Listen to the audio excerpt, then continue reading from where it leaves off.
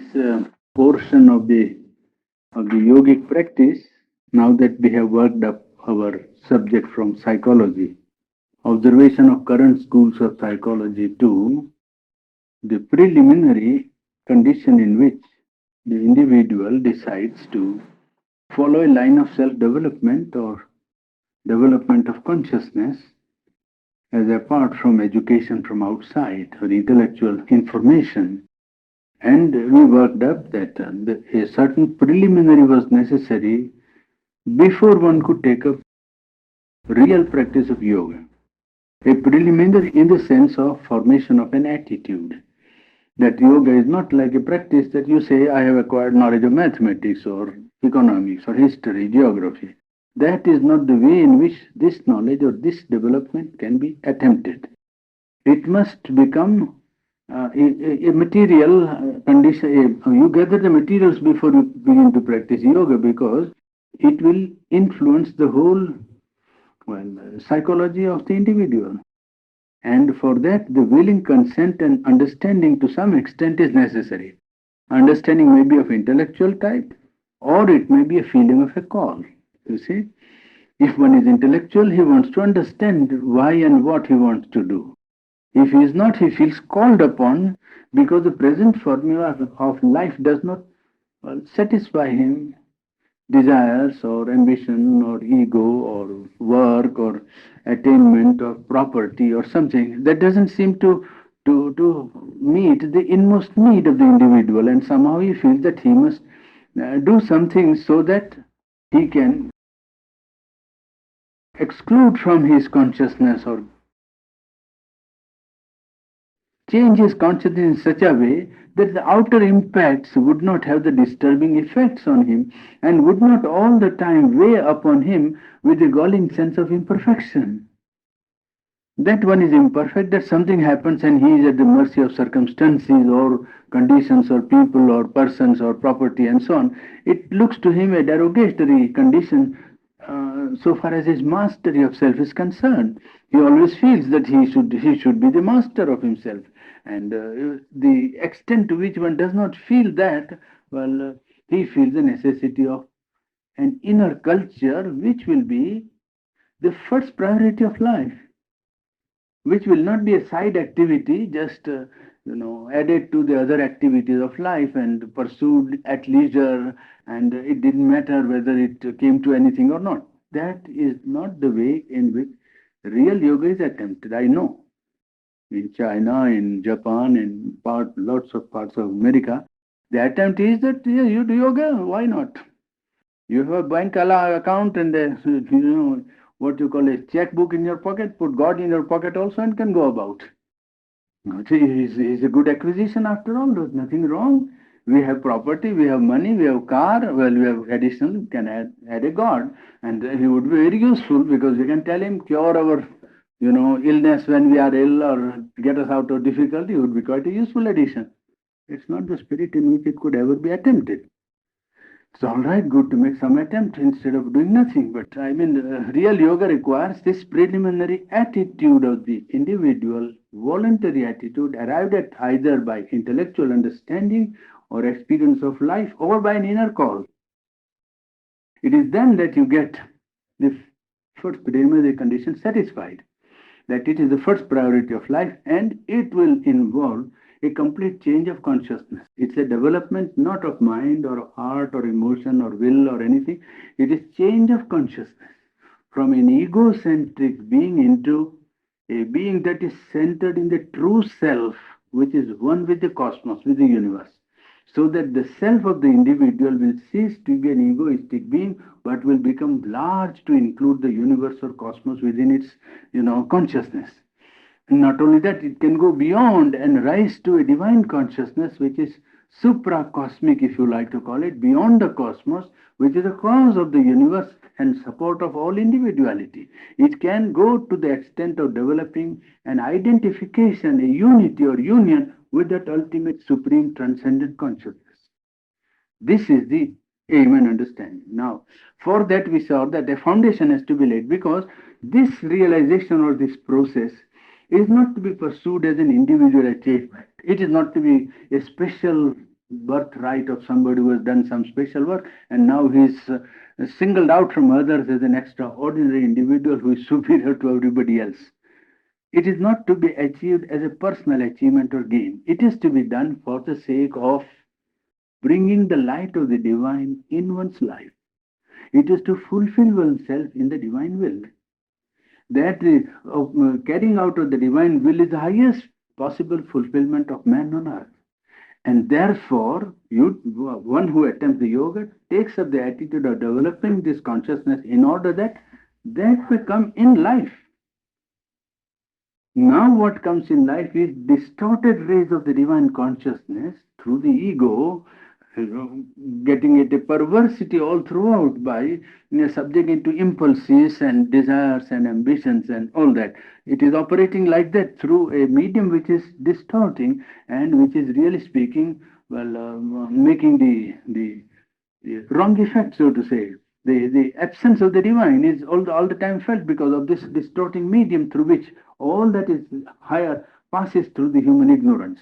Well, when that is removed, the light, consciousness, and harmony, and the peace, and the power of the divine and the purity all would be able to manifest itself in life by that process of identification of the individual with the Supreme. The purpose is to bring the light of the divine in life and fulfill one's existence in the divine by carrying out the will of the Supreme in oneself. That is the highest possible attainment man can claim, and that is the highest service he can render to humanity. It is always thought that unless you go out something by in your mind and ideas and schemes and ethics and philanthropy and altruism and so on, you are not doing anything to the world or good to the world. And this, in some people have actually said also, argued wrongly, that to pursue your own spiritual development is a kind of selfishness. This is the attitude which some people have taken without understanding what they are talking about, because if that is the case, then to learn and go to school before the whole world goes to school also is a kind of selfishness.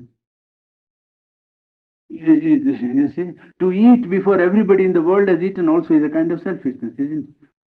You don't wait till everybody has eaten. Yeah. If the need in the humanity has arisen, humanity will come to it. You need not go out to save humanity or serve humanity before, first of all, knowing the right way of serving humanity. Vivekananda said pertinently in one of his speeches that, you see, humanity is like a falling house. And you repair it at one place, you find that it is falling down at some other place. Something somewhere else, it's crumbling. So you go there and you put your hand there, well, it is crumbling somewhere else, because you don't know what is the remedy. All this effort is good in the sense that it breaks the crust of the ego in the human individual if it does it seriously and sincerely. Very few people do altruistic and philanthropic work sincerely. It is very often to satisfy idea of one's superiority or self-complacence, to feel one is very pure and very good and very, very high and superior to everybody else whom he is obliging or doing charity and so on. It is very egoistic movement in 9 cases out of 10, and very sincere. It gives you some lift in inner consciousness to prepare you for the inner life. What change is required is not to try to change humanity before oneself is changed. Because what is really required for serving humanity is not well known to people. They don't understand. The best way of serving humanity is, first of all, to remove from oneself the pressure of the ego, the drive of desire. It helps everybody else to conquer desire and to conquer his ego. You do not know. It looks very selfish from when you look at it that he is only doing it for himself. But ego is common to the whole humanity. So is desire. And anybody who is controlling himself or getting himself freed from the bondage or pressure of these forces of ignorance or forces of present condition of man's, ignorant condition, well, he is certainly helping others to attain the same. I'll give an illustration. If you took the last World War, which took place, World War number 2, Then sometimes the front extended up to 1200 miles. I remember once when Russian front was there 1500 miles. The front of the Allies and the Axis extended to about 1200, 700, 1500 miles. Now, at times, only one sector made an advance. 1 mile, half a mile, 2 furlongs, 4 furlongs, and the Lord Montgomery's, section made an advance, or General, Pattison's, army made an advance. But nobody said that, oh, they are very selfish. They are, see, advancing.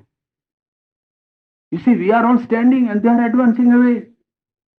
You never thought it was selfish, no? You said our whole front is advancing, is it not? Is it? This is from history, I'm telling you. Well, there is a fight between ignorance and knowledge, between light and darkness, between, the light of the divine and ignorance of man. And then anybody who makes an advance, there is the advance of the front of the whole front that is making an attempt to conquer darkness. It is a general part of the general plan. In fact, he is fighting the battle for all. One who is fighting his desire and controlling it, or reducing the pressure of his ego and getting rid of it, is helping everybody else who is doing the same thing. Only you don't know the medium in which it is operating, but that is the medium. You don't know how atom fissioning is operating. So, knowledge for knowledge, you must know that is happening because this is a common element. Elements of ignorance are common.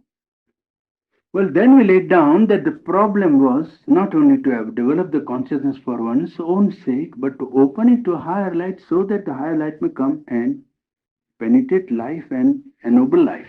Well, therefore, we accept life in the yoga. And then what is necessary is to change the foundation of present constitution of man, if the light is to become permanent light. If the light of the divine is not an occasional miracle or extraordinary condition in which you rise now and then, but you want to make it a normal part of man's consciousness, just as at present his mind is normal, his intellect is normal, his emotional being is normal. In the same way, the higher consciousness, if that is to become normal, available to man for his future evolutionary purpose of ascent to higher consciousness, then the present constitution and foundation of man's nature must be changed. That's what we were talking yesterday. I'm bringing this subject because that's relevant. Well, then the foundations now of human nature based upon ego, necessity of desire, separation of himself as one individual, and all the actions and reactions of the vital, nervous, intellectual, and emotional nature which are based upon egoistic personality, all that must go. Then the new foundation can be laid down. And the new foundation will begin with the attempt of this individual to aspire to the higher truths, call down the higher truth, because the reality which you believe in is not a static condition so far away from the world that it has to traverse a good interstellar space before it reaches here. Even man is now outstripping speed and reducing time and space to almost vanishing points. You see, well, to a consciousness of which we conceive as the divine, omnipresence is a spontaneous power connected with any concept of the divine and any religion. Omnipotence, omniscience, and omnipresence. So that you are not to say it has to come from somewhere. In fact, it is. And it is dynamic because it is omnipotent. It is not lacking in knowledge because it is omniscient. Well, then in that case, the only thing that one has to do is to open the veil which is dividing that consciousness which is present from one's present self. That's all. The opening is prepared by or given by aspiration, by constantly wanting the higher light, wanting the truth, wanting the supreme. And you carry that aspiration throughout the period of life, not only when you sit down for meditation or worship. It is not only when you are concentrated only for the time being. That is only to practice, to habituate yourself to, or oneself to the concentration on the aspiration. Once the habit is established, the aspiration is to be carried out throughout life, 24 hours if possible. One has to go on aspiring whenever one is conscious of himself. He must say that I exist and I live because I want to read the truth. Life is given to me almost as a gift. I didn't want it, I didn't know it. It has come to me, is it not? Nobody wanted. to be born, and he is there. So, well, you say that it is a gift, and of this gift, I want to make the maximum use by knowing the will that has brought me into life, so that I want to fulfill the will that gave me my life. Oh, well, all the time you aspire to it, and then a connection is established. A rejection of all that is contrary to this aspiration also is second part of the work. You reject whatever contradicts this aspiration. When you contradict for the truth, something of the untruth will come. When you contradict for the light, something of darkness will come. When you want to concentrate on or aspire for the higher consciousness, something of the lower consciousness will rise in your being. This is law of nature. That whenever an upward pull is exerted, the gravitational downward pull becomes more active. Because the forces with which the sadhak has to deal are not unconscious. They are conscious. The people have not yet known anything about that science, so they think that something happens. It's not accidentally that something happens. Forces of vital desires and ambition and impulses that come to men are conscious forces. And they immediately know that somebody, X, Y, or Z, is trying to get out of their clutch. Absolutely. And it is then that the battle begins. It is so long as you are indifferent to their existence and their movement, you don't care what happens to you or to them. But immediately you make a will or decision that now this play will stop. Well, you will find that you are in for trouble, because naturally they all concentrate on the fight. And it is in the strength of the divine, in your sincerity, that one wins. One wins because one is not single. One is not alone left to fight the battle. One is expected to be single to begin with. But as soon as he is sincere, he gets the full support of the divine in the fight. You see? So that you have to fight out the battle against the force of ignorance with the strength of the supreme light and power. Well, rejection is the second part of the effort which the individual has to make. Aspiration, rejection. And third is surrender to this higher force to which the aspiration wants to open us. Just as you know that you have a very intimate friend, then what do if you have a difficulty, or if you are in some state in which you have to consult somebody? You always think of him. You think, I must ask him. And you know that he is there. Well, the availability of divine to man is more than that, because the intimacy of the human with the divine is far, far greater than intimacy that can happen between human beings. Because it is spontaneous. You see, it is as it were, it is automatic, there and then, it is immediate. There is no intervention of any outside agency between the two. You see, so it is immediate. Well, one surrenders to this constant presence in the heart, or in the world, in the cosmos, everywhere, but one knows himself far better by self-experience. You see, we have first knowledge one begins with is knowledge of himself. All people who claim that they are going to find out knowledge, the first knowledge they begin with is intuition of themselves. They don't know how to prove your own existence. You cannot prove it intellectually. If somebody says, prove that you exist, you will find it very difficult. Very difficult. You know it by an act of intuition that I am, and we finish that. Then you start with that, you see. To prove that you exist is very difficult. It's really logically one of the problems, in philosophy. It's very difficult to prove your existence. You start with it and say, well, I don't mind whether you believe or not, I am. And that's how you begin. Well, this same existence of the Supreme and relation of the individual to the Supreme is axiomatic, and this surrender makes possible the action of the higher power of the Supreme Force into oneself. It is enlarging oneself, so to say. When you say surrender or self-consecration, it is not as if you are eliminating your personality. That is what I was telling the other time. It's not reduction of personality to non-existence or to zero, or to get away from ourselves. So if I am surrendered, what remains of myself? As if oneself was some precious possession. Himself, oneself is full of ego, and there is nothing very much to be proud of. But people always think, whenever I have seen, people are told that you must surrender to the divine or to the Supreme, they say, oh, then what happens to me? You see, now this me is not a big possession. First of all, it's full of littleness and smallness, and what it has to go up is its smallness rather than anything else. And the result of giving up smallness is an enlargement. It's a gain and not a loss at all. Well, this self-consecration's greatest advantage is that it makes possible the action of the higher power on human nature and establishes those foundations of which we spoke yesterday. The foundations are calm, detachment, faith, sincerity, a capacity to remain equal under all conditions. Some of the foundations we were studying yesterday, is it not? That is not really speaking something acquired by man, but qualities of the higher nature.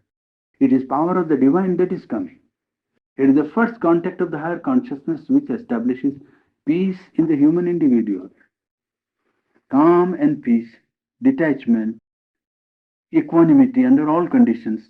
Well, some elements with which the higher consciousness begins to act and establish a foundation. We were talking about some of the foundation. Now we come to some foundation that we were dealing yesterday. I forgot what. This is what? That is the greatest thing you could have forgotten.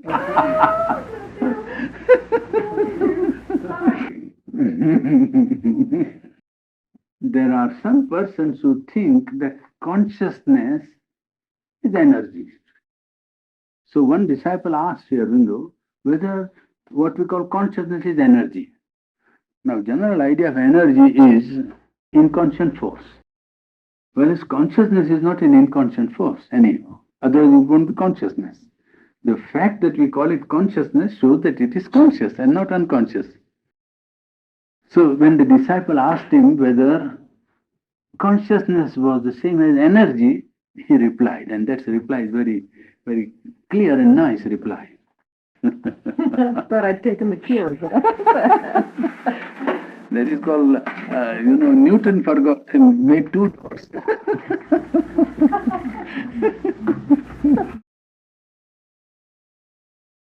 I forgot my kerchief. Well, consciousness and energy. If consciousness and energy are the same thing, there will be no use in having two different words for them. In that case, instead of saying, I'm conscious of my defect, you say, I'm conscious of my defects.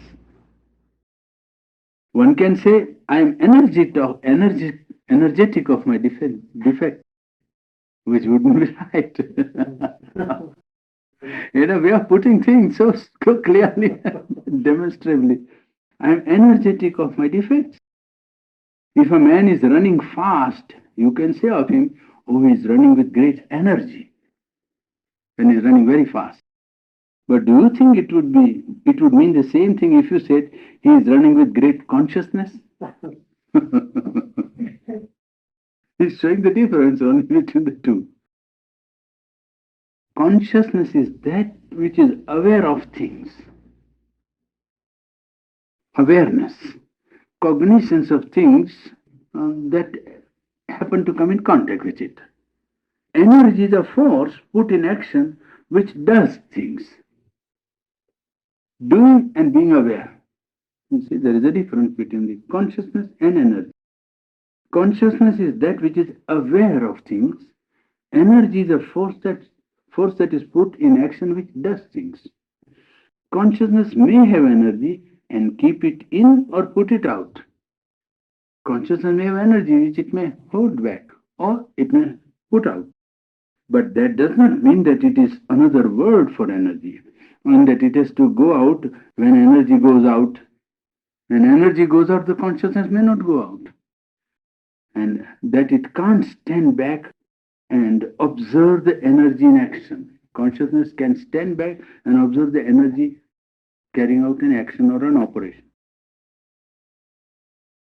Then he asked also whether consciousness is something that is always independent of mind, always independent of life. When you say consciousness, does it mean that something different from mind, something different from life or vitality? He answered that it is not so. Consciousness is not by its nature detached from the mental and other activities. By its nature, it is not. There is a mental consciousness also. There is a vital consciousness also.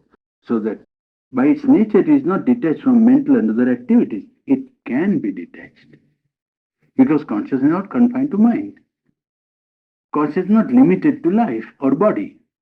Body, life, and mind are functions or parts of nature or instruments in which consciousness can act and acts.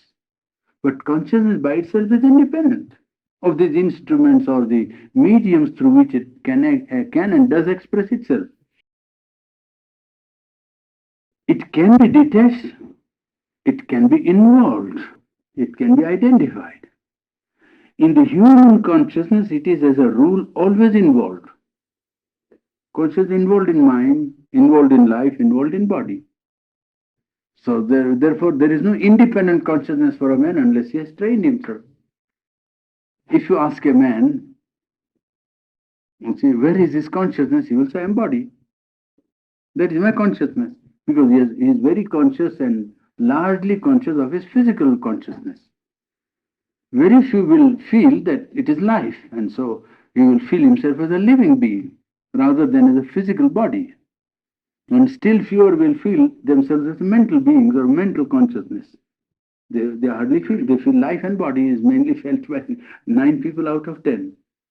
The existence of mind as an entity and a mental consciousness independent or capable of separating itself from life and mind or body is known to very few people unless they have training or unless by nature they have realized the separation from the mental consciousness from physical consciousness. But it is quite easy for one who has just a little observation or training to see the distinction and see the separation clearly that consciousness is there in the body and another consciousness is there in the mind. The same consciousness taking up mind becomes mental. The same consciousness taking up the body becomes physical consciousness. They can operate separately. They can interact.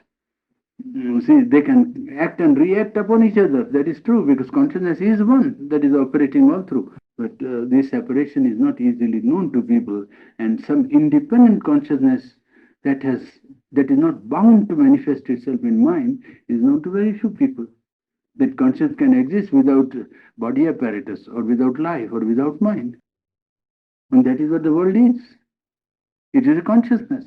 That is what we saw in Life Divine, chapter 5th, 6th, 7th, and 8th. It's a operation of a conscious power. The consciousness, which is power, is operating. That is, the whole cosmos is a manifestation of that. The universe is conscious. And mind begins with the idea that it is not conscious. The whole trouble is there. Because mind is pinning itself on the immediate appearance of an object. It doesn't see that it's a vastness of which you are separating this one object artificially, really speaking. It's a part of tremendous whole. And mind not being capable of taking the whole begins with one object and this is an object. Where is consciousness? But the whole would not be there if there was no consciousness. How can self-operating laws operate for ages and ages and ages and irresistibly carry out processes without a guiding consciousness? How can an inert thing go on acting according to a law? An inert thing will be creating a chaos or a pell-mell world of chance. A haphazard world, you see. It would be, as he put it in Life Divine, a chaos, a world in which there would be no possibility of discovering any workable law. On the contrary, you find the rule of law. The very fact that human mind is able to understand the operation of matter is a sign that there is something that connects this mental consciousness with matter. If matter was absolutely disparate, completely separate in its constitution from mind, mind would never have understood matter. Two disparate things cannot come in contact even with each other. They cannot come meet each other. The fact of meeting shows that the medium which connects, you see. Well, Consciousness can be involved. In the human consciousness, it is as a rule always involved, but it has developed the power of detachment and detaching itself. A thing with the lower creation, in the animal creation, seems unable to do. As the consciousness develops, this power of detachment also develops. In the mind, there is a power of detachment. That's how mind acquires more knowledge than the animal kingdom, you see. Mind can always detach and observe the phenomena as if, you see, it had nothing to do with itself. Temperature and pressure and, rise of this or that. Well, to it, much of the discoveries of science are due. To it also much of the progress of philosophy is due. A detached observation of life, of man, of seeking for purpose and so on, first with a detachment. The more it is attached, the less is the realm of knowledge available to man. There is a belief in some quarters that unless you renounce, you cannot read the truth. In fact, that is the thing we already finished in our first talks, even when before I went out to Los Angeles, that unless and until there is renunciation, one cannot attain the reality or the truth. If you want to think seriously of God, then you must be applied.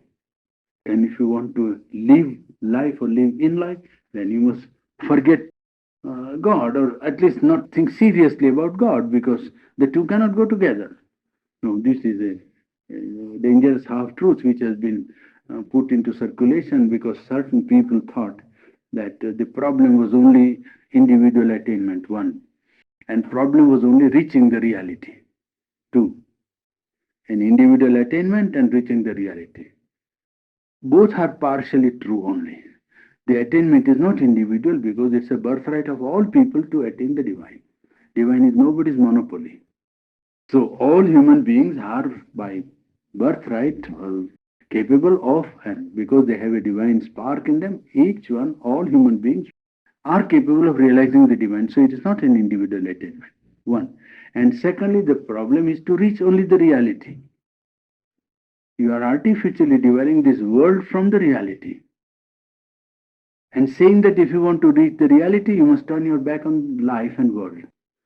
Turn your back here, then you're, well, if this is the expression or manifestation of the reality, then it is partial attainment to turn your face only to the reality and say that we are concerned with the reality, not with the world. Therefore, the problem has to be thought of in a global, in a all-inclusive manner. I mean that if all are to attain, what would be the nature of the attainment? Not if I am to attain, that's wrong. Oh, for me it is good not to do work, so let me attain a truth or a reality in which there will be no necessity of work. That will be natural condition. But if one understands that it is for all, then you have to admit a reality which can operate in all, which can fulfill all. That's exactly what is required. But in that case, your approach will be to see how not only to reach the reality, but how to bring it down first into yourself as a preliminary condition to its coming down in others. Therefore, renunciation in Sri Aurobindo's scheme of yoga does not find indispensable place. If any renunciation is needed, it's an inner renouncement or renunciation or abandonment of egoism and desire, which are to be abandoned in the inner being and not necessarily to be carried out externally, because that would be almost reducing the field of operation of the higher consciousness. So one fellow asked about renunciation and he replied, those who flee from the world and shun action do so because they would be involved, they would be bound. They feel that they would be bound and involved. They believe the world to be unreal. But in fact, it weighs on them as a reality, so long as they are in it.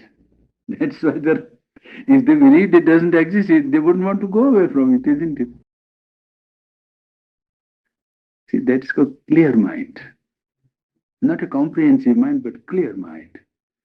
The mind which has got a light of knowledge in it, not thinking. This you can't arrive by thought, this by sight. You see like that and you at once. There is a language which is called seeing thought. This thought is not thought out thought, but seeing thought. You see, it makes you see immediately. You don't require yourself to think. You don't argue afterwards. You see, as soon as he says, you understand. Oh, yes, it is right. And he doesn't want you to make you go through any abstract logical process. It makes you immediately to see. That's the power of mind, which is called pashyanti. It is called sight. You see, power of sight in mind, which not only sees itself but makes others see. Well, that is, you see here, for instance, they say they would be involved and bound. First, he gives their logic, which is so nice, and so you think it is right. Now they say they are flee from the world and shun action. They do so because if they remain in the world, they would be involved and bound. They believe the world to be unreal. That is their proposition, which he admits. But in fact, it weighs on them as a reality. So look, that's why they run from it. When one is perfectly free from illusion of reality of things, then they cannot weigh on one or bind at all. When you know that they are illusory, then you don't give them importance. Then you don't want to run from them because they have no binding force. What can they do? Desire or ego, that are all rampant all over the world. But as soon as you know that it has no real existence in your scheme of things, well, it can exist all over the world. It doesn't affect you at all. You are not bound. Outer renunciation then becomes, well, at least not indispensable. Somebody complained that he was tired. And I think that is here also some of them might require the recipe for a cure and a yogic recipe at that. Can always try that. And I think it is very successful because it's not only in one case, but in many cases he has tried. To be quiet without means outside, and to be quiet within is what is needed when there is this sense of fatigue. So when you are tired, try to be quiet outside and quiet inside. There is always strength near you, which you can call in and will remove these things, but you must learn to be quiet in order to receive it. So this is very simple remedy in one sense, isn't it? Doesn't require to go to the doctor. At least so far as the fatigue is concerned, and go on taking nervous pills for what? There is all kinds of things they take nowadays. What is they have got some current remedies, huh? Tranquilizers, yes.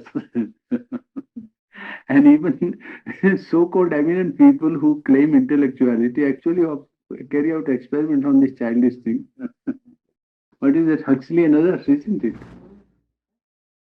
Huh? Yes, yes. Trying to create psychological condition by resorting to outer most material remedies, I mean physical remedies. It's the most childish thing to attempt because it's no use, even if that is true, that by drinking, you know that people when they're drunk get into another condition. What's use of doing something else? You know it every day. It doesn't require so much scientific, as if you are one of the most eminent people in the world, to tell us that if you take some drugs, you get out of your senses. I mean, this was known to human beings 5,000 years back. 5,000 years back, people knew that if you drink, you get out of your common consciousness and get into some other condition in which you think you are in heaven.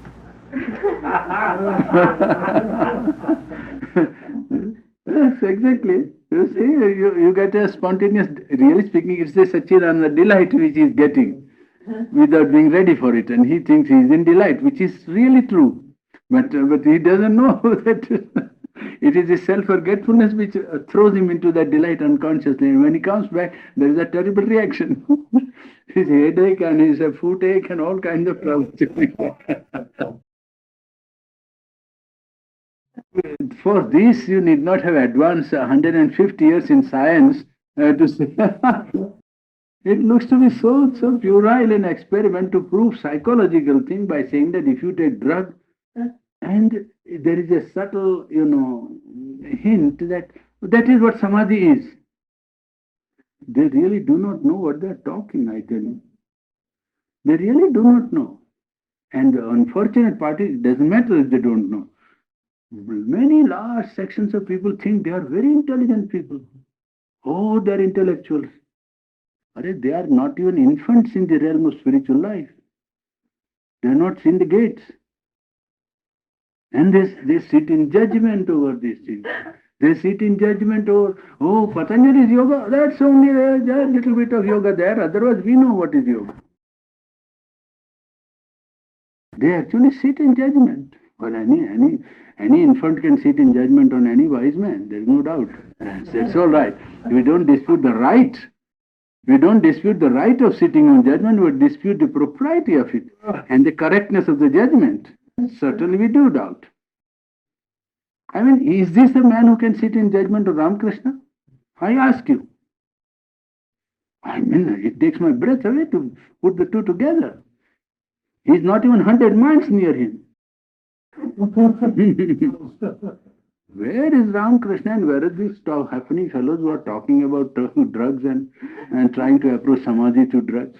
A man who is, you see, unlettered, not capable of signing his name, enters into that consciousness and comes out a wise man who can give answer to all your abstruse questions. That is samadhi. A contact of a concrete consciousness, not lapse into unconsciousness or subconsciousness, which you are trying to do. Some intermediate physico-vital state, which you evoke by drugging the nervous system into unconsciousness, and the man is thrown into some sort of intermediate, physico-vital levels in which all kinds of elementary beings are operating, and you think that he is getting into some marvelous condition. It's not at all anything. The doctors did it with anesthetics long ago. Secondly, if not drinking, the doctors did it with anesthetics with chloroform and the ether and injection, and they put you to unconscious. To prove that there are other planes of consciousness possible to man, available to man, capable of being developed, this is not the procedure. This is one way to say that it is there, yes. Now, how to develop consciously those planes of consciousness and how to utilize for the benefit of man's fulfillment on earth. We have not even entered the realm of spiritual life. When you're not seen, that is why Sri Aurobindo began his psychology by saying psychology is eminently a subjective science. And in it one can proceed by knowledge of oneself to the knowledge of others. This is the sentence he has used. And that is really the basic sentence for any psychologist. Then you can ask him, do you know who you are? Well, then don't claim to know that you know psychology. You are studying a mental thesis, you are preparing what you call the doctorate thesis and presenting it before the world to prove that you are very intelligent. We grant you are intelligent. You are intelligent and you can put your whatever you want to argue out in a rational way. That's all. It doesn't mean it is true. It only means you can put a thing logically, whatever it is. It doesn't mean what you say is right. Only what your presentation is logical and you are satisfied with it. That's all. It doesn't mean anything much. It doesn't mean any approach to the truth, unless you must know that basically psychology requires knowledge of inner self. And then that inner self and inner knowledge has been worked out for 5,000 years in a country by hundreds of persons devoting their whole life. There may be mistakes, there may be superstition, there may be miracle, there may be imposters, there may be wrongs, but there is also a very powerful grain of truth and also a systematic approach and a scientific organization of that knowledge. It is there. It is not as if you begin for the first time and you think that you're first in the field of psychology. It is really, overweening sense of self-importance which makes these people think as if nobody else probed into human psychology before them. And to say that because other people did not proceed in your fashion, therefore it is not scientific. What is scientific? Something based on experiment. Then I say Indian psychology is absolutely scientific. It is based on experiment. Why should the condition of experiment be only experiment of physical science? Because all material is not physical. You are dealing with psychology. Therefore, the systems also, the methods also will be psychological and not material, not physical.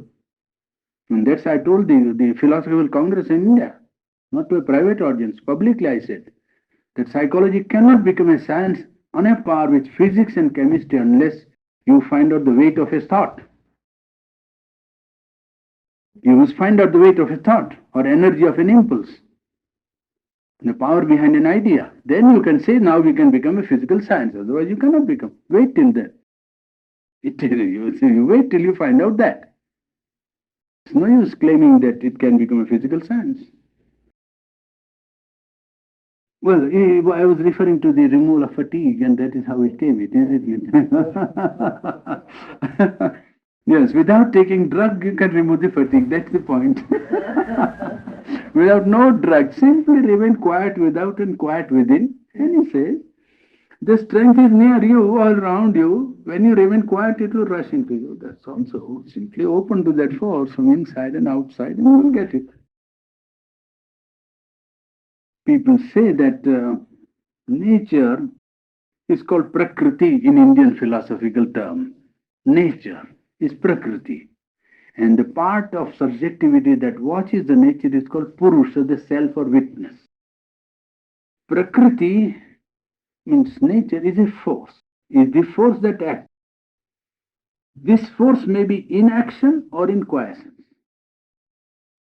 Prakriti is not always action. Prakriti also may hold back. Just as the reservoir, power of a reservoir on a hill. Now there tremendous power is there, but it is held back. It is potential. The pressure only is exerted, but you do not feel the flow of the current, you see. Well, it may be in action or in quiescence, but when it rests, it is as much a force as when it acts. It doesn't cease to be a force because it doesn't act. This is simple enough, isn't it? A man with a certain power need not act, but that does not mean that the power has ceased to exist in him. He puts it differently by saying the sea is there and the waves also are there, but the waves are not the sea. And when there is no wave and the sea is still, well, it does not stop to be the sea. The same with nature. Nature may be active, not active, quiescent or dynamic, but it doesn't make any difference to its existence. Because it doesn't move or act or flow, it doesn't mean that it is not there. So nature may be there when there may be quiescence of nature or want of sign of any outer activity. There is a condition, there are some people, at least in Indian mentality, I think that it is different in Western mind, but in India the idea is that when you are devoted to spiritual life, then you can be careless in your outer life. You need not care for regularity, order. Yogi is beyond social conventions, and therefore he does not care for, well, this was very often I think the idea which many foreigners had about Indians, I think some time back, not now. Anyway, they found it wrong when they had to deal with me when I was in England. So one friend, Professor Leo Roth, he gave me time for lunch at certain you see a restaurant at 1 o'clock. So I was there about 5 or 7 minutes before 1 o'clock waiting for him. And he came about 10 minutes after or 15 minutes after. And then he found that I was there waiting for him. So I'm very sorry. I said, very sorry. I thought you wouldn't be here. I said, that's just a mistake committed. I had to tell him that. I said, just the mistake you committed. I am in England and I have at least more than 300 appointments kept up till now without a minute's mistake because I believe in other people's sacredness of time apart from mine, which is quite another, but I don't want to waste somebody else's time. So this idea that when you do yoga, it doesn't matter time and it doesn't matter regularity, order, he is drawing attention to that because the world that is to come down, the truth world of which we are speaking, the divine light will introduce an efficient order. He is drawing attention to that because the world that is to come down, the truth world of which we are speaking, the divine light will introduce an efficient order. It will not be a world in which there will be no order. He is giving notice in advance, almost well in advance of its descent. Efficiency and discipline are indispensable. Yes. Orderly harmony and organization in physical things is necessary part of efficiency and perfection and makes the instrument fit for whatever work is given to it. When you are disciplined and in order, then you can become a very efficient instrument of the divine. Because the last part of execution of the divine's idea or impulse is to be carried out in material conditions, is it not? And in material physical conditions, what you require is order, discipline, harmony, and a way of doing things. You can't do it, pell-mell in a way in which disorder would be the order. It can't be done. That's why he says that you instrument fit for whatever work is given to it. There can be no physical life without order and rhythm. A rhythm is a repetition of a movement in a harmony. You see, without order and rhythm, there can be no physical life. When this order is changed, it must be in obedience to an inner growth. You can change the order. Today the order is of one type. Well, after 2 years, when you advance in yoga, the order may be of another type, but it will be an order. See, if you are service and doing serving outside, you naturally arrange your whole timetable, schedule in the way so that you may keep your time outside. Now, if you resign your job and do something else, naturally you change your schedule again. But it's a schedule. You understand? It is not that you are bound to one mechanical routine. No. But you are free to adopt necessary order and rhythm of organization in life. When the order is changed, it must be in obedience to inner growth and not for the sake of external novelty. There are people who change things because some new thing is found out, and so we must be up to date and give an impression to society that we are people who are always with the latest fashion, so to say, with the latest gadgets that are produced. Well, not for the sake of novelty. In the most physical things, you have to fix a program in order to deal with them. Otherwise, all becomes a sea of confusion and haphazard. And that is the one thing which, apart from anybody else, the mother would never tolerate.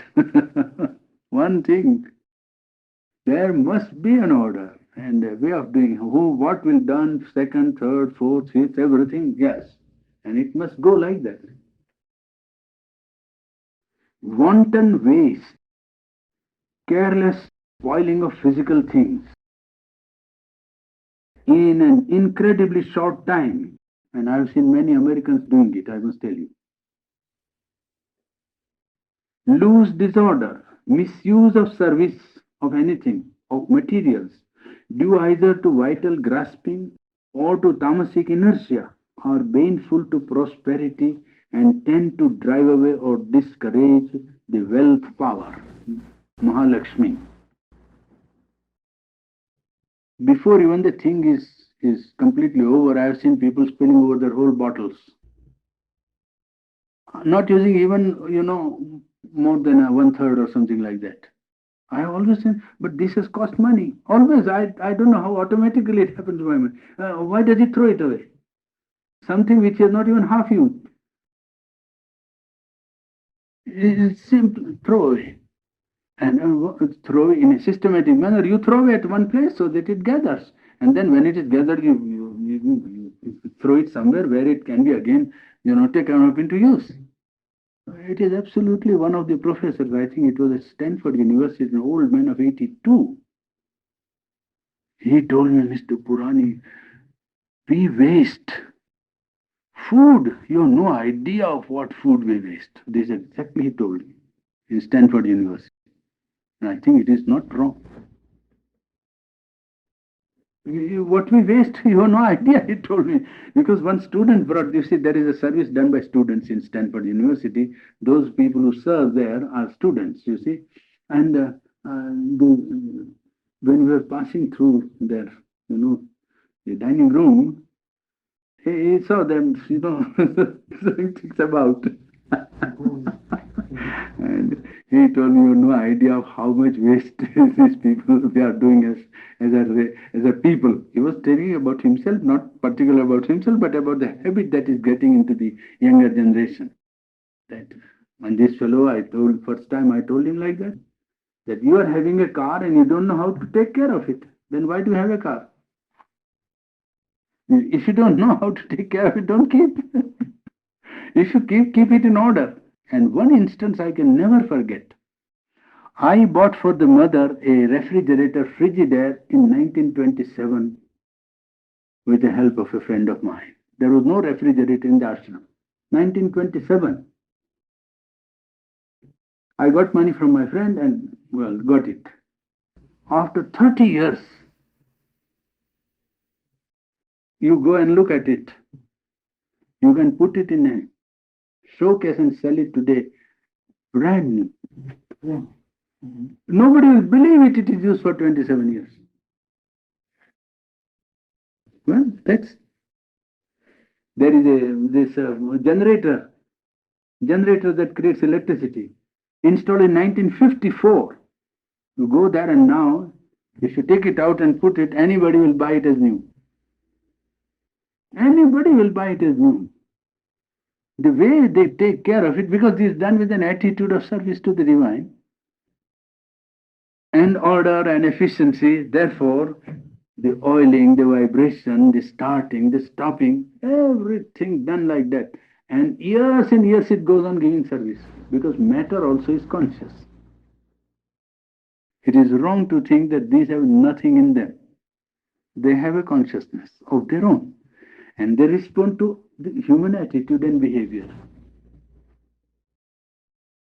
I have seen, for instance, with animals, it is very well known to people. A horse, for instance, knows the condition of the rider.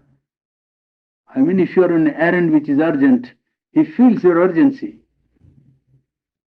He feels your urgency. Absolutely. Well, perhaps the car also does that if you know how to deal with it.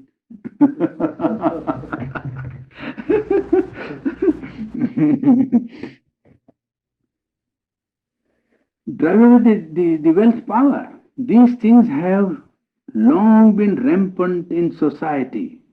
And if it continues, an increase in our means might well mean proportionate increase in wastage, increase in disorder, and neutralize the material advantage and advance. Because there is more is produced, you should not waste. Now, it is a very, very great truth to be learned. This is the power of Maha Saraswati, the divine power that dictates perfection in material things. This is the province of the higher power on the plane of matter, higher power on the plane of life, higher power on the plane of will, higher power on the plane of knowledge. Four aspects of the supreme power: power of knowledge, power of will, power of plenty or material prosperity, and power of perfection in physical and material things.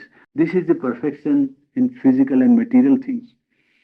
There is a consciousness in each physical thing. Yes, he is coming to that. You see?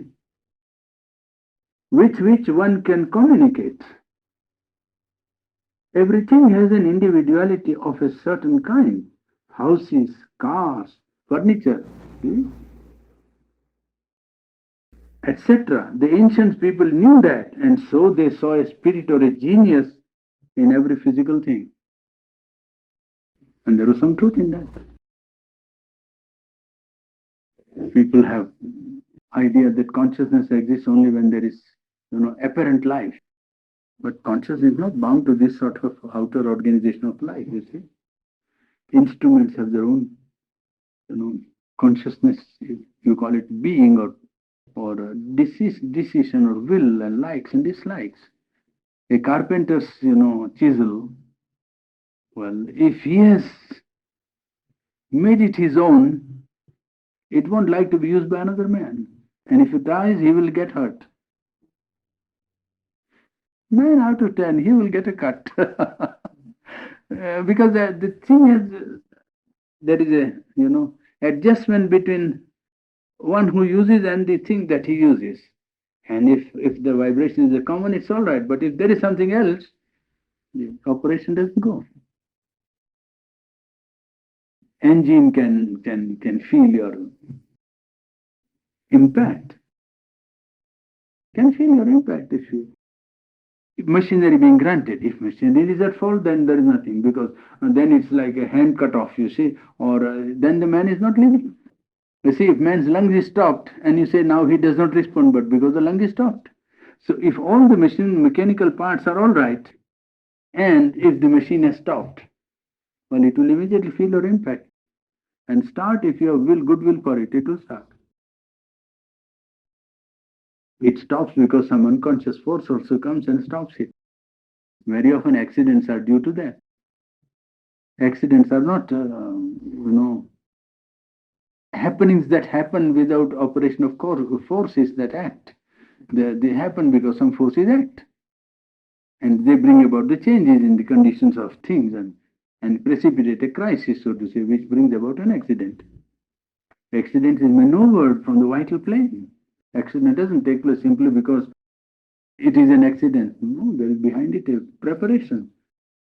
A preparation is being done, and suddenly precipitation on the physical level is so quick and immediate that prevention is very difficult unless you can act in time, or you get the intuition or instinct in time to react and to counteract the forces that have decided to bring about the accident. You see, these are vital forces of that are interested in human world and want always to try to govern some corner of human life, and they succeed because human beings give them a chance of intervention, and it is willed processes. These are accidents are not haphazard happening, but they are prepared in the vital world before they actually take place in the plane of physical life. There is a consciousness in physical things, a life which is not the life and consciousness of man or animal, which we know, but still secret and real. That is why we must have respect for physical things and use them rightly, not misuse them and waste, ill-treat them, or handle with careless roughness. This feeling of all being conscious and alive comes when our physical consciousness, not our mind only, but physical consciousness, awakens out of its obscurity and becomes aware of the one in all. Then you find that what supports you in the physical is the support of the one in all. Well, then your respect for things around you becomes enhanced, and then you deal with them as if they were, important items in your scheme of things, because they fulfill a conscious function. So it's not that it is something unconscious that is around you. What you write about singing, one sadhak was a musician, and so he said, what you write about singing is perfectly correct, that you sing your best only when you forget yourself and let it come out from within without thinking of need of excellence or the impression that it may make. The outer singer should indeed disappear into the past. It is only so that the inner singer can take place. If singing to an audience pulls you out of inner condition, then you could postpone that and sing for yourself and the divine. He doesn't say stop singing. Sing for yourself and the divine. Until you are able, even in facing an audience, to forget the audience. If you are troubled by failure or excited by success, that also you must overcome. Either you must not be over enthusiastic when you succeed or depressed because people don't appreciate. There are some people in the ashram, there are 1400 people, and then sometimes there are two natures that don't agree, which is not the only place where this happens. I think all over the world. The problem is man, is it not? So when you have a collectivity, four people, three people, a family or a group or a society or a shop or a hospital or a workshop or an organization, the problem is not organization, problem is man. Trouble is, oh, there is somebody who is not doing what he should do, and then somebody says he doesn't carry out what I say, and the third man says he has wrong idea, and the fourth man says he is irregular, and fifth man says, well, this man I don't like, this won't go unless he goes, and so that's how it happens, is it not? That is collective life, beginning with a small family unit, to a shop, to a workshop, to hospital, to organization, anywhere. Well, that is what is. There are always defects on both sides which lead to disharmony. So he makes it very clear not to be self-complacent and think that one is always right. It's very important conclusion which you can draw from it is that never to be under the illusion that one is always right. There are always two, he said. He doesn't say, he puts it very cleverly. There are always defects on both sides which lead to disharmony. Each human being is composed of different personalities that feel and behave in a different way, and his action is determined by the one that happens to be prominent at the time.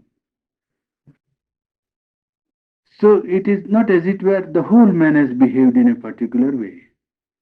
One personality of him has behaved in a particular way. But each is composed of many persons. So one fellow has come to the front and done something which was perhaps not correct or right or harmonious. But the other fellows who are inside had nothing to do, and you can't hold them responsible for what that one fellow did. And that is the difficulty with group life or with combined action, that to take the sum total of positive, you know, attribute or positive qualities of the individuals and to put the negative sum on one side as if it is an element to be eliminated gradually. You see, the difficulty is that if you want to open your consciousness only to perfection, then you must open it only to God, because God alone is perfect. All human beings will be imperfect, is it not? So then if interchange or meeting or communication is necessary or compulsory or needful for growth, then one must be prepared for understanding that we have to take positive element and treat that as the capital to increase gradually. Whatever is negative is there on all sides, and that is a thing to be eliminated. How to get it out? It is not how to disqualify somebody, but how to get the maximum benefit of his positive qualities to the work, and how to make him capable of eliminating his own defects. That is the problem. Problem is not to get only good people, because it is very difficult to get only good people. Because when good people come together, then they find out that everything is not as good as it.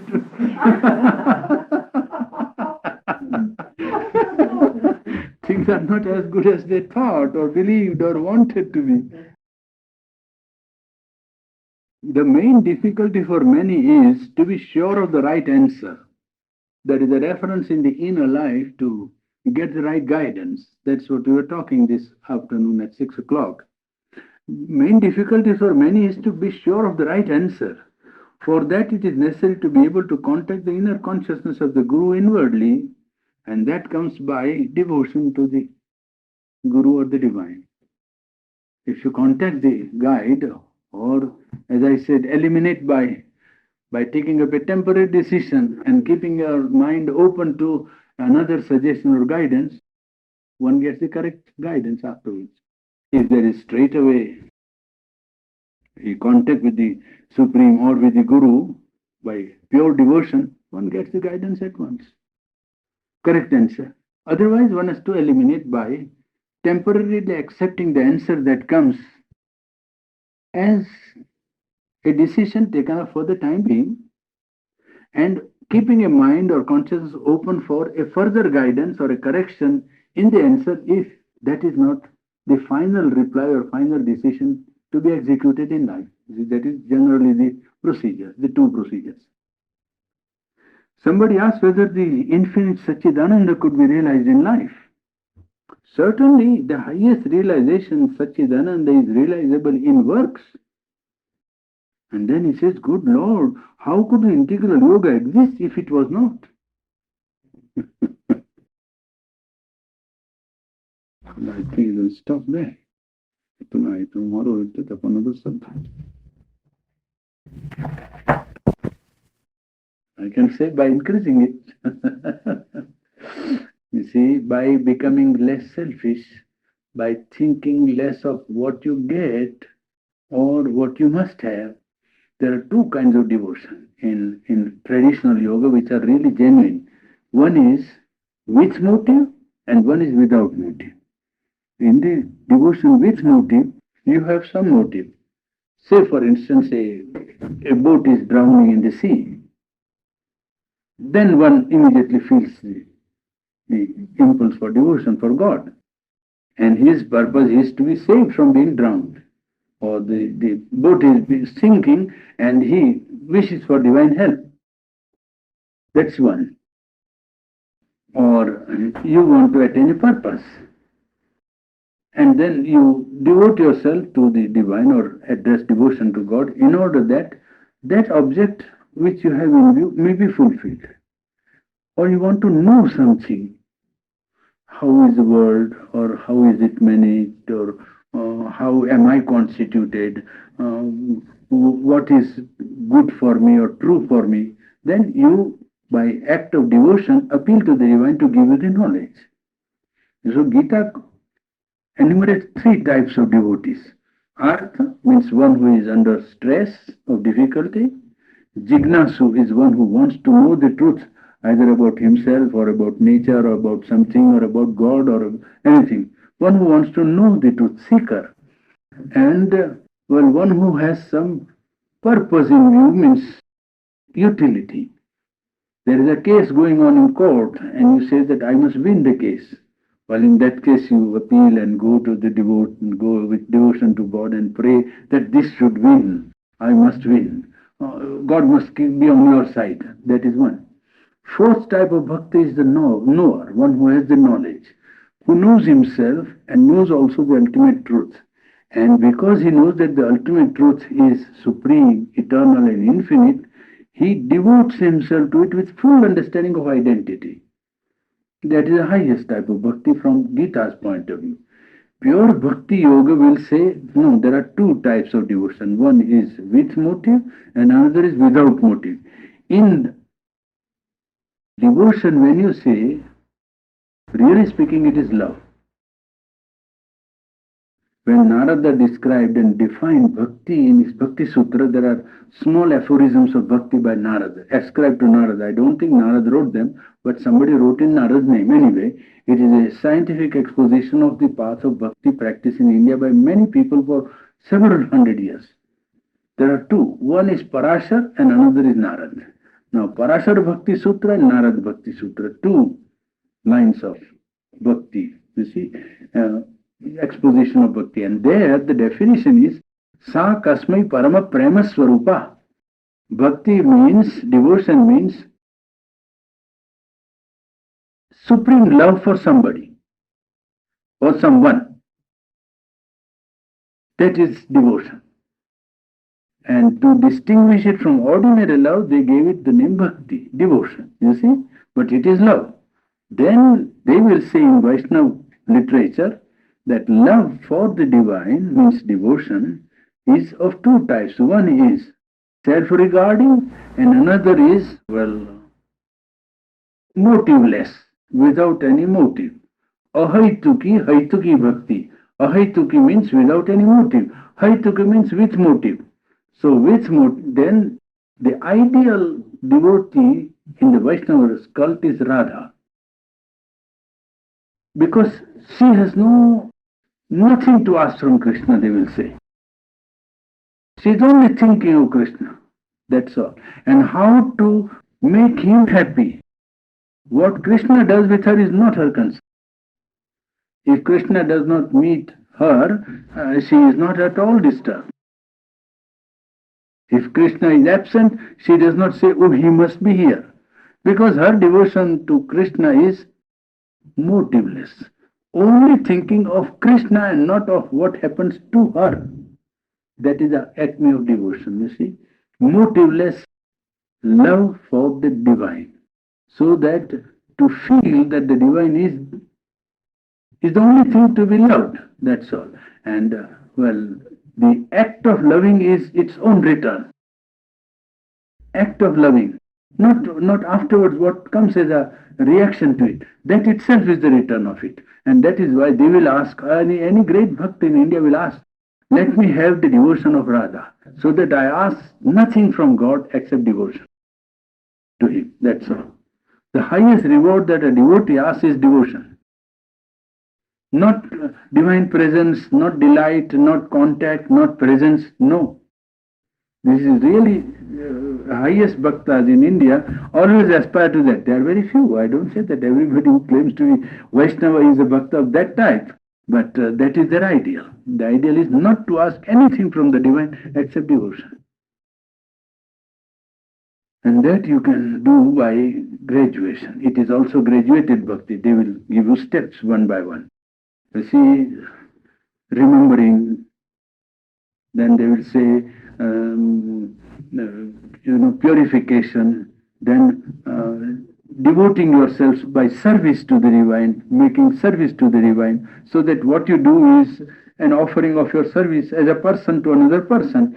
So they will have a photo or image or inner image in which he will put a light to it, or he will worship it, or make it take bath, or give a garland to it, and so on.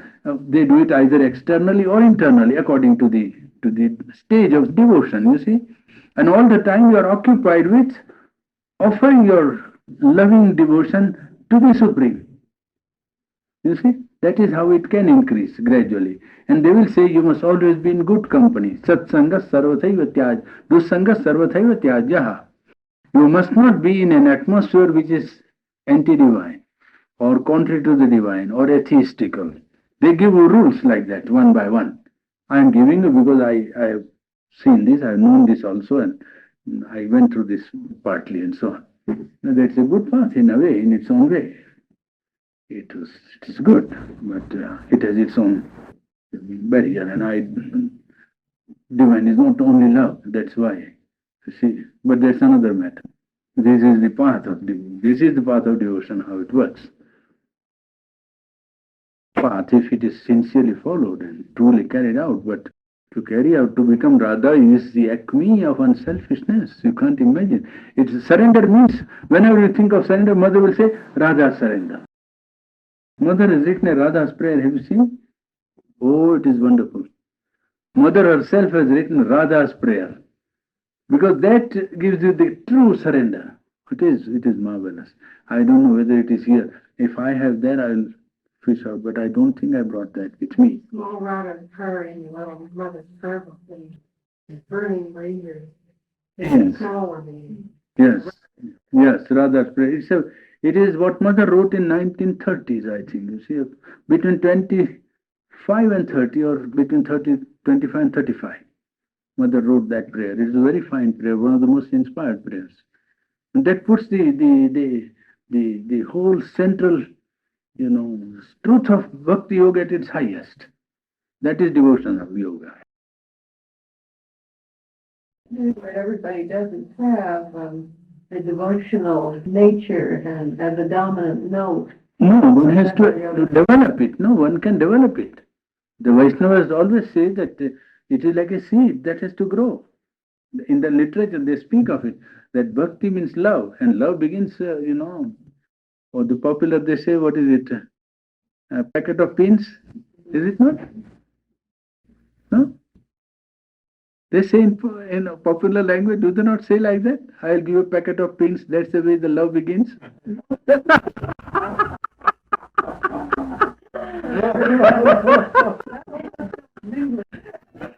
You couldn't get at it, no? It's a popular song, is it? They said that the seed of bhakti begins with very small attraction, attachment, curiosity, knowing what is divine. Then ultimately you will want to know something about him. Then all the time you will want to know about him only and nothing else. That is exactly how it takes place in bhakti yoga of the classical type, traditional. It is a path and it's a very good path in one sense. Only life becomes channelized. You have to devote hours, you see. Then they will set up a temple in the house and, you see, worship and garland and remembering the name and all the time wanting him and then several times. There is a lot of work. It's a process which to me appeared as if it was not in answer to modern times. I mean, you see, and the divine has to satisfy humanity, and then humanity has vast field in which the play of the Supreme must make it possible for all to participate, and not a small group. And there, that absolute devotion and surrender can come. That's why Sri Aurobindo took surrender. You understand? Sri Aurobindo has not neglected the central force of all the yogas. There is no yoga that can claim that certain part of its fundamental is left out in Sri Aurobindo's yoga. That is the great service which he has rendered to the whole of humanity. That all the elements that were indispensable to the growth of man to the highest spiritual attainment have been there. Surrender is from Bhakti Yoga. But then surrender is not merely emotional, but also in the will, also in the mind. You understand? Whereas in the Bhakti Yoga of old traditional type, the surrender is mainly emotional and intellect is neglected. So is karma, will. Karma is restricted only to worship, acts of devotion to the divine. You see, here the field of karma is widened out, and worship also is widened out because you worship the divine everywhere, so that it becomes more global in one sense. But that has its own results, I know. It has its own efficacy and its own relevancy to people who are called to it. And collectivity also, bhakti, you see. That is where people who are devoted to the divine come together and either meditate or do, the kirtan or singing the songs of devotion to him and so on, or worshiping in collectivity. And that is also one method of doing it. There are ways. Satsanga, you meet in good company always and avoid, people who have a counter vibration. Many such things have to be carried out in life. And here you enter in the integral yoga, you enter into the fight. You can't avoid it. you don't invite it, but if it comes, it comes. And you say, all right, you have to meet it. Devotion with motive, one can develop into motiveless devotion. And they will give the instance of Dhruva. You know the story of Dhruva, the prince? He was 5 years old. And he had a stepmother. His father was a king, you see. And he had a stepmother, this Dhruva. And so one day he went over when his father was sitting on the throne. And he went over to his father, and the father wanted to take him up. When his stepmother, the stepwife, you see, the second wife came and said that, why do you allow? He is the son of my, what you call the co-wife, and you should not take, you must take my son. She had a child, and she said, see. So the father could not decide, and the boy felt very much insulted. So he went back to his mother and said that, you see, he was going to sit, and the other mother came and told him that he couldn't sit because she is not my mother, and so on. So she said, that is true, that she is favorite, she said. And therefore, he may not give you the throne. He was only 5 years. She must have talked something very simple and childish to her. So he said that, and I will go to God and pray to him that I must get the throne. I am the eldest child, I must get the throne. He said, all right, I can't do it. How can you go to the forest and do tapasya or go to God? It's not difficult, you are a child. So at night he ran away from his house. He ran away from his house. And then Narad Rishi happened to meet him and told him, what do you want? He said that I want God. So he said, all right, sit down here and worship God and offer yourself to God. He will come to you. So Narad went to heaven, they will say in Indian mythology, and told him that young boy is there and he wants you. He said that I want God. So after some time, in several years, God came to him and told him, what do you want? Then he remembered. He said, yes, it is true that I began devotion for you because I wanted the throne. But now I don't want the throne. I wish that I should always remember you and nothing else. That's all that I want. And that became the pole. You know, pole star? Its name is Dhruva in India. The name of the child was Dhruva. And Dhruva is something fixed, unchanging and immutable like that. So he became Dhruva. You see, that is the sign, that's the story. Well, so from motive of devotion, it became motiveless devotion. You see, it is possible for development to move from stage to stage, and there are 9 kinds of bhakti. I didn't tell you all the details.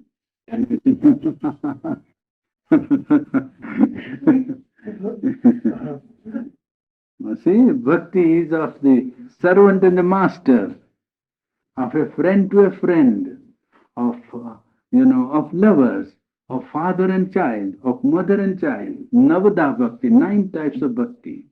That is the classical way. And so one practices any type of emotional being that comes into him, you see. So you practice the master and servant, then you become like a faithful servant all the time, 24 hours serving the divine. There are people who do that in India.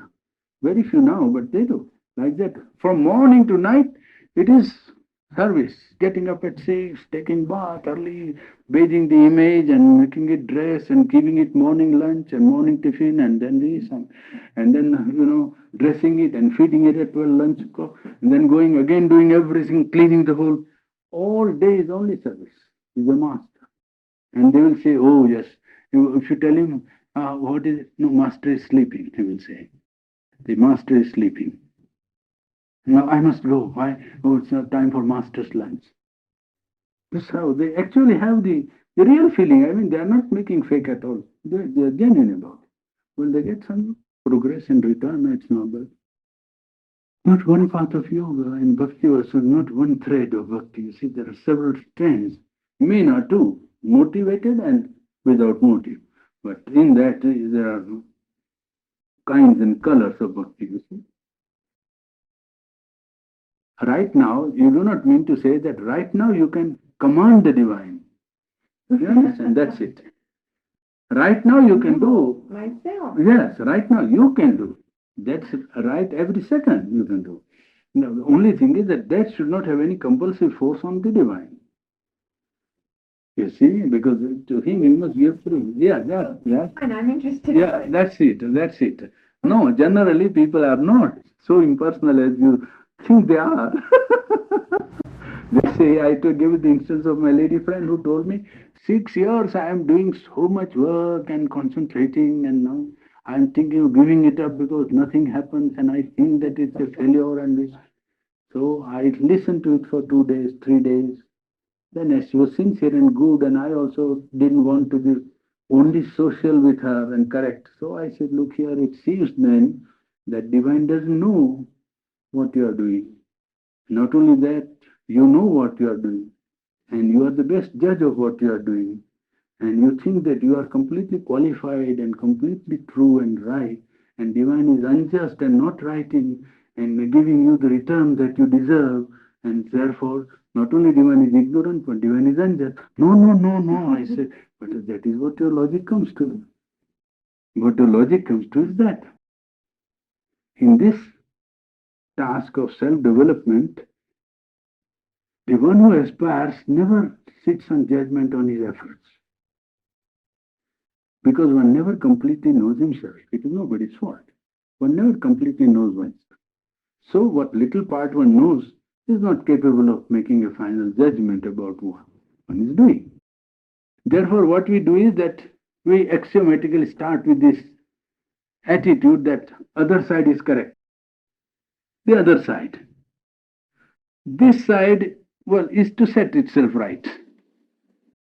To say that this is set right, something is to be set right there is just the wrong procedure. You see, just the wrong way of doing things. And a friend of mine came and remained 8 months in Pondicherry, quite an old man at that time, my age perhaps or a little older. And he told me, "But you see that but mother sees so and so. But Sriaurobindo replied to so and so. I wrote a letter. 1 month, 2 months, you see, I tried practice samatha, patience, all kinds of things. So I said, all right. After 2, 3 months, I told him, look here, now you are a friend and you have come here spending time and energy on this. So let me tell you what I think, because otherwise you will go on bothering yourself and me also. Now I can tell you one thing. Don't try to find out why that happens. That you'll never know with this mind. So you try to set yourself here, this side right. Other side will take care of itself. You set right here, this side. This is the staircase. Mother sees people on the staircase. You know that staircase. So I said, don't try to think about the staircase. You take for granted that is correct. Now this side is to be set right and corrected. Well, then it is easy, because even if you commit a mistake or they commit a mistake, you don't lose anything. You gain all the time, because your concentration is on yourself. People, when they sit like that and think the other side, the divine has to, he doesn't do, I am all right, I am all right. That is exactly what is wrong. One is not all right. And then thinks he is all right. What is to be done? So with the incomplete knowledge of self, the best is not to make any final judgment and say, we have to make an effort. And it is only when it succeeds that the conditions are fulfilled. You are right when the thing happens. Then you say, that was right. Till then, the other side is not wrong. This side is not right. That's all. You see, till then, the account is to be set right on this side of the sum. If 5 plus 5 multiplied by 4 is equal to 20, 20 is right. Now, if 5 is trying all the time and 20 is not there, then you know that the right multiplication is not there. Something, as soon as 4 comes, you will say, oh, it's 20. That's quite right. Both sides correct. So the effort, when this side we are making an effort and it doesn't seem to bear fruit, we say something is wrong in the effort, or something imperfection, or something is lacking. Let us try to be sincere, serious, patient, detached, and do as much as our aspiration can do, concentrate and make all sincere effort and see. And when it gets done, then now the conditions are fulfilled. That's the way to look at it. Otherwise, if one gets impatient or calculates the quantity or the effort that one is making, then there is a mistake in the account, because it is always under the view of subjectivity, and that subjective view of one's own effort is always colored. Always. Nobody can be very impersonal with himself unless he has done a good amount of yoga and a good guru has met him to make him feel all the time that he is a fool. You see? Yes. And that good fortune came to us. That was the greatest good fortune. He never allowed us any idea of going out that we were all right. Not he. He said that you are nincompoos or you are useless fellows. No. He always said you have great powers. But it's not yet out yet. Say like that. So it was good. Very good. His first act will be to make us know ourselves. And he begins by telling us that we don't know ourselves, you see. And he begins by giving us a knowledge of how imperfect we are with regard to the knowledge of our own self. That we don't know the whole of ourselves. That's why there is a deficiency in our act. It's a natural condition of all. There is not a special disqualification of any individual. It's a general condition of all people, you see.